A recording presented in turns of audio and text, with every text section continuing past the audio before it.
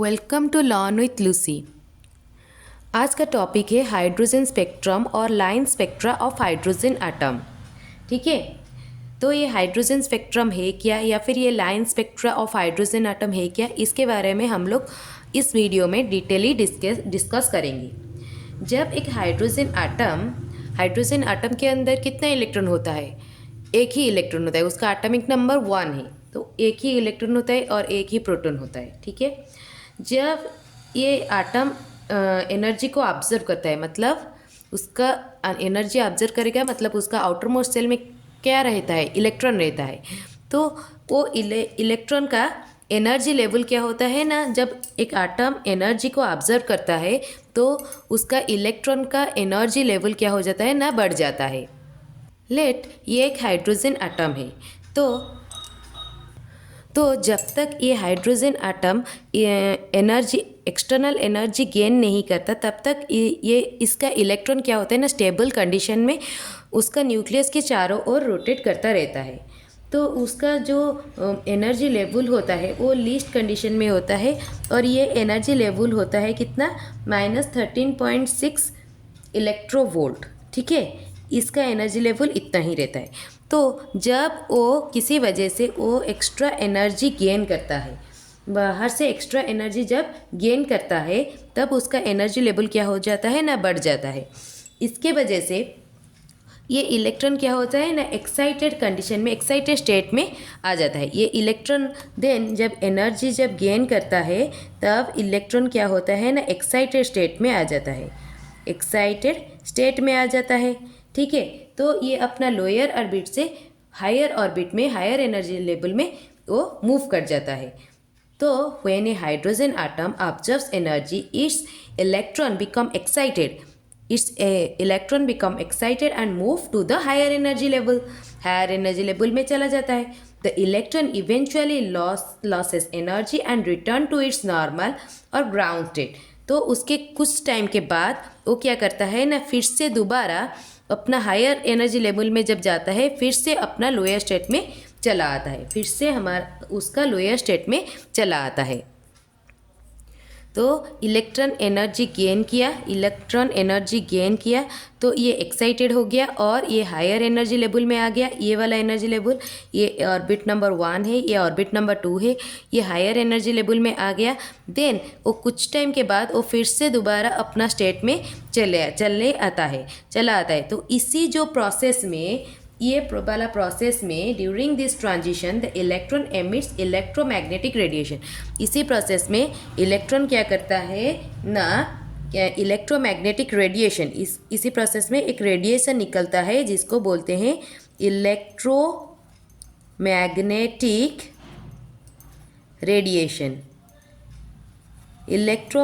Radiation. तो जिसको कि बोलते हैं, ये जो इलेक्ट्रोमैग्नेटिक रेडिएशन जो निकलता है, इसी को ही बोलते हैं हाइड्रोजन स्पेक्ट्रम। इसको बोलते हैं हाइड्रोजन स्पेक्ट्रम। ठीक है, इसी को बोलते हैं हाइड्रोजन स्पेक्ट्रम। और ये जो हाइड्रोजन स्पेक्ट्रम है वो 2 टाइप के होते हैं। एक होते हैं हाइड्रोजन एमिशन स्पेक्ट्रम और एक होते हैं अब्जॉर्प्शन स्पेक्ट्रम। एमिशन स्पेक्ट्रम किसको बोलते हैं? 2 टाइप का, एक मैंने बोला, एक है हाइड्रोजन एमिशन स्पेक्ट्रम, एक है अब्जॉर्प्शन स्पेक्ट्रम। 2 टाइप के होते हैं। जब ये जो स्पेक्ट्रम जो होते हैं, ब्राइट लाइन के होंगे, ये जो स्पेक्ट्रम होंगे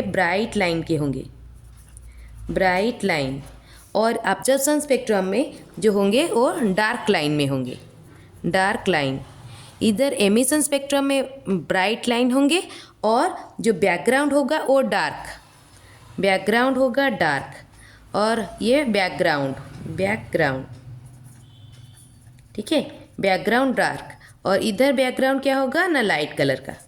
ठीक है, तो जब hydrogen spectrum consist of discrete bright line in a dark background, अगर डार्क बैकग्राउंड में ब्राइट लाइन अगर रहेंगे, it is specifically known as hydrogen emission spectrum. इसको बोलेंगे कि हाइड्रोजन एमिशन स्पेक्ट्रम। ठीक है, there are one more type of hydrogen spectrum that exist where we get the dark line मतलब जहाँ पे कि स्पेक्ट्रम क्या होगा ना, डार्क लाइन में होगा, ठीक है, ऑन द ब्राइट बैकग्राउंड, और बैकग्राउंड जो होगा वो ब्राइट होगा या फिर लाइट कलर का होगा। It is known as the absorption spectrum, इसको बोलते हैं कि अब्जॉर्प्शन स्पेक्ट्रम, ठीक है।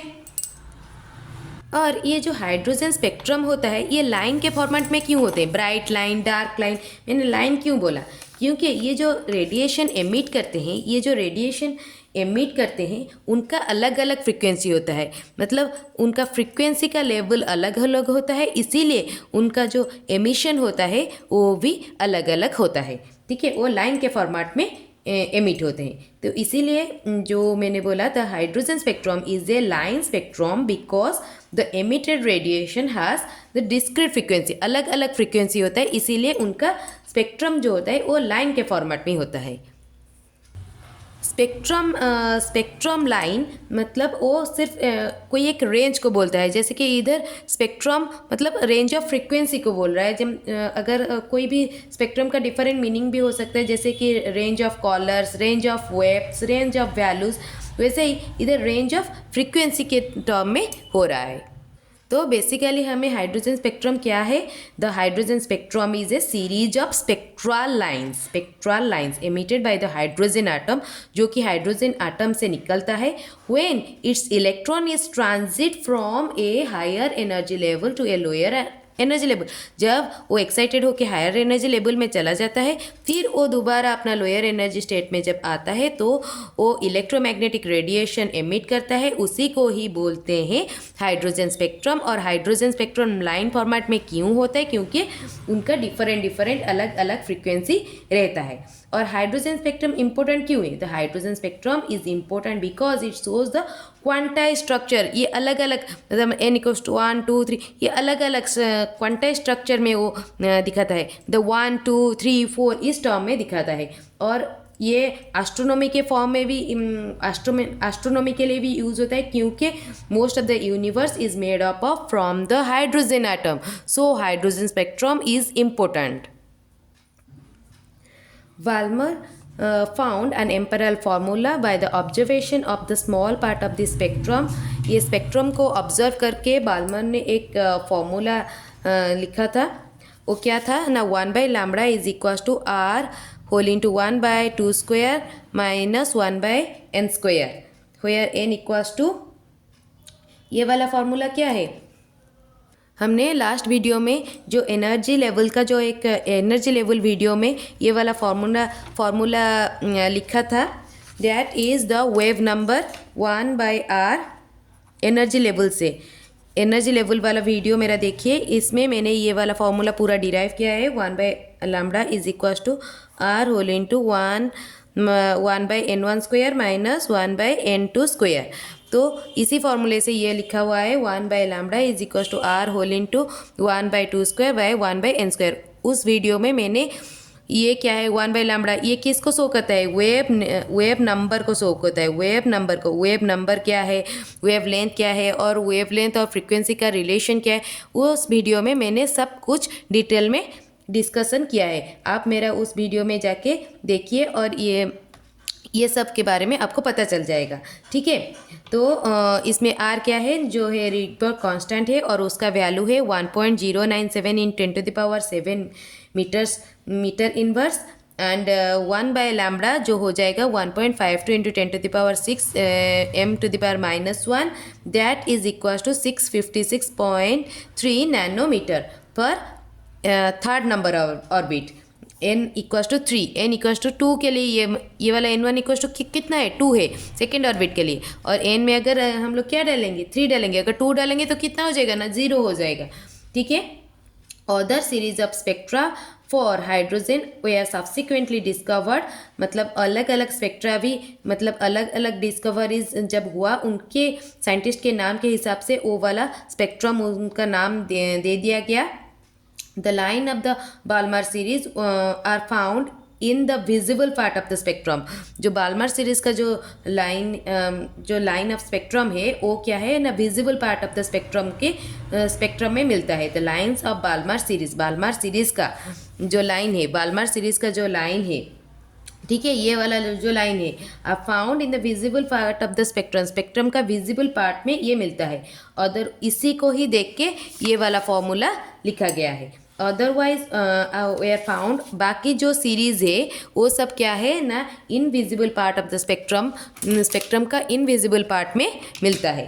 ठीक है, जैसे कि ये वाला हो गया, कौन सा वाला, ये वाला हो गया Lyman series. Lyman series ultraviolet region में मिलता है। और ये वाला जो हो गया पाश्चन सीरीज़ हो गया, या फिर ब्रैकेट सीरीज़ हो गया, या फिर पिफॉन सीरीज़ हो गया, ये सब हमारा इंफ्रारेड रीजन में मिलता है। बस यही बाल्मार सीरीज़ जो है वो विजिबल पार्ट में मिलता है, और उसी को देख के फॉर्मूला लिखा गया है। तो डिफरेंट सीरीज़ के लिए डिफरेंट फार्मूला लिखते हैं। बस यही वाला फार्मूला, जैसे कि यही वाला फार्मूला से सब निकला है। बाल्मर के लिए n=2 हो गया।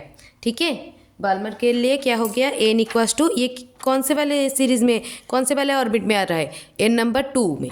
तो लायमन के लिए n= कितना हो जाएगा, 1 हो जाएगा। इसमें क्या लिखेंगे, 1। ठीक है, तो पाश्चन के लिए n= कितना लिखेंगे, 3 number orbit, 3rd number orbit.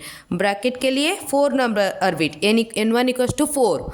ठीक है, पिफॉन के लिए n1=5। बस इसी फॉर्मूला में हमें लिखना है। ठीक है, अभी हम देखेंगे कि किसका वेवलेंथ ज़्यादा है। ये फॉर्मूला से हमारा जो वैल्यू निकला उससे हम देखेंगे कि किसका वेवलेंथ ज़्यादा है।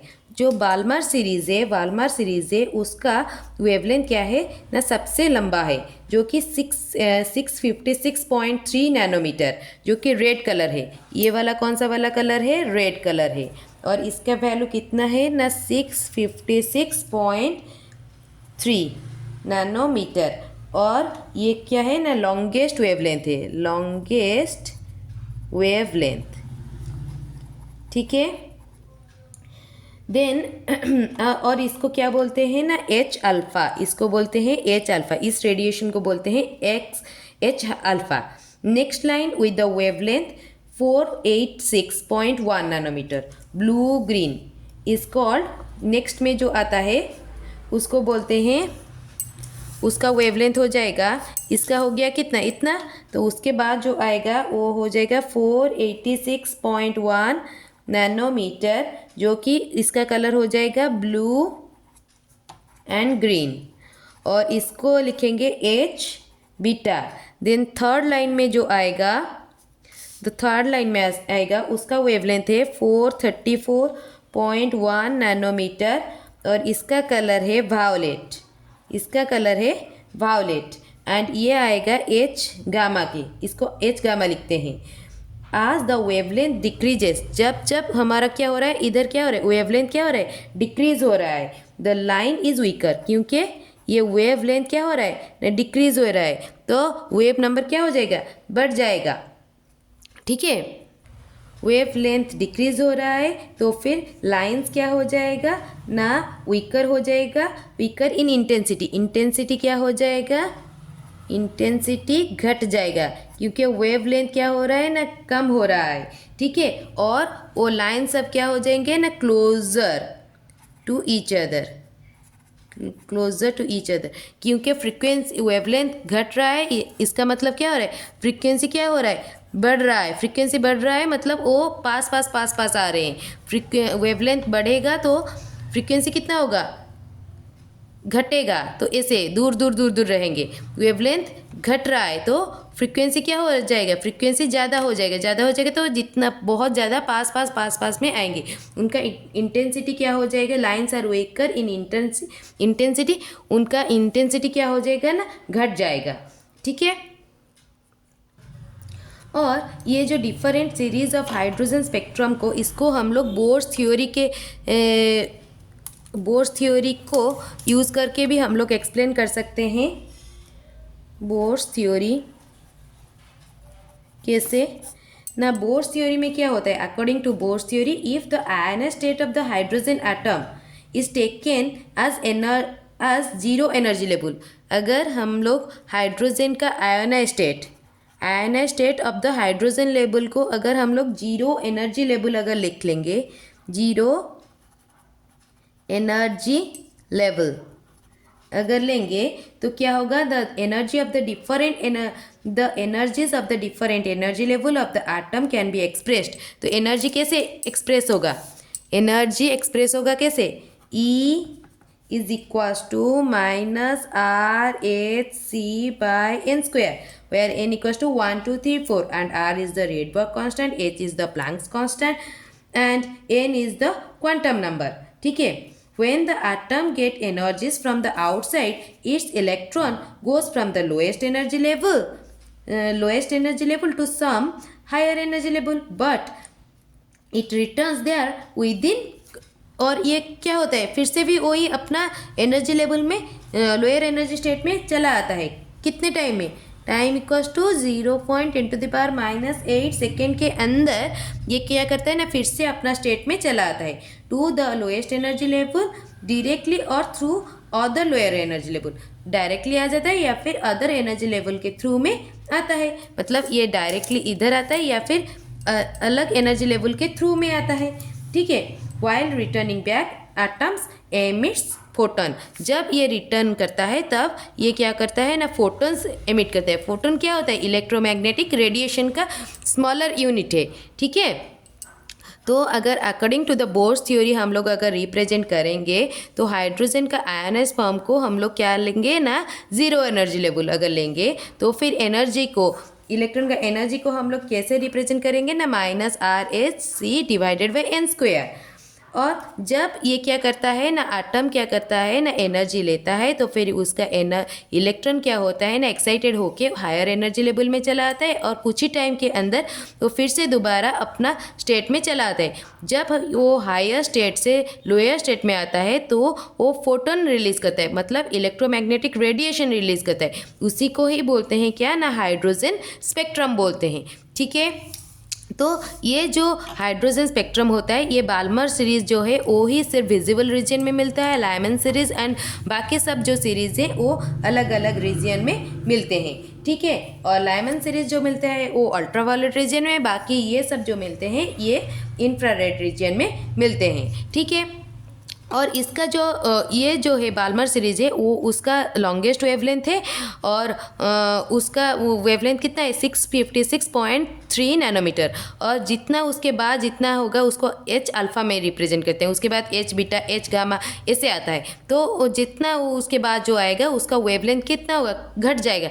जब वेवलेंथ घटता है तो फ्रिक्वेंसी ज़्यादा होता है तो वेव सब पास पास में आते हैं, मतलब इसके बाद जो भी आएगा उसका वेवलेंथ वो क्या होगा, उसका वेव क्या हो, वो पास पास में आएगा। मतलब बाल्मर सीरीज़ अगर ऐसे हो रहा है उसके बाद जो आ रहा है उसका वेव क्या हो रहा है, वेवलेंथ क्या है, घट रहा है। उसके बाद क्या हो रहा है, पूरा पास पास में आ रहे हैं। ठीक है ना, तो फ्रीक्वेंसी क्या हो रहा है, उधर ज़्यादा हो रहा है तो उनका इंटेंसिटी क्या हो रहा है, कम हो रहा है और वो बहुत ही पास में क्लोजर टू ईच अदर पास में आते हैं। फ्रेंड्स, अगर मेरा वीडियो आपको पसंद आया please like share and subscribe my channel and please subscribe my channel and share it more to the class 12 student. Thank you so much for watching.